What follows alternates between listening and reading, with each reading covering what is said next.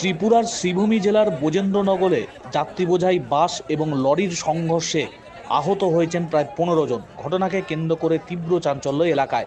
বাস চালকের মৃত্যু হয়েছে বলে খবর পাওয়া যাচ্ছে। শ্রীভূমি জেলার বোজেন্দ্রনগরে দুটি গাড়ির মুখোমুখি সংঘর্ষের জেরে তুমুল উত্তেজনা। শনিবার এই ঘটনাকে কেন্দ্র করে উত্তেজনা ছড়ায় এলাকায়।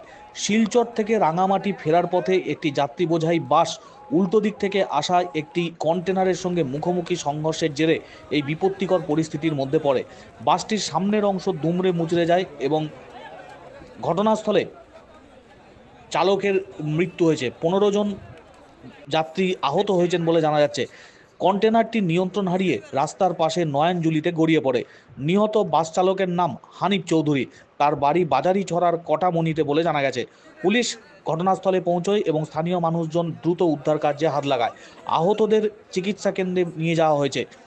সদর হাসপাতালে চিকিৎসার জন্য নিয়ে যাওয়া হয়েছে আহত যাত্রীদের। দুর্ঘটনাস্থল থেকে গাড়ি দুটিকে সরিয়ে পরিস্থিতি স্বাভাবিক করার চেষ্টা চালায় পুলিশ। বেশ কিছুক্ষণ যানবাহন চলাচল ব্যাহত হয় রাস্তায়। পরবর্তী সময়ে পুলিশের হস্তক্ষেপে নিয়ন্ত্রণে আসে পরিস্থিতি।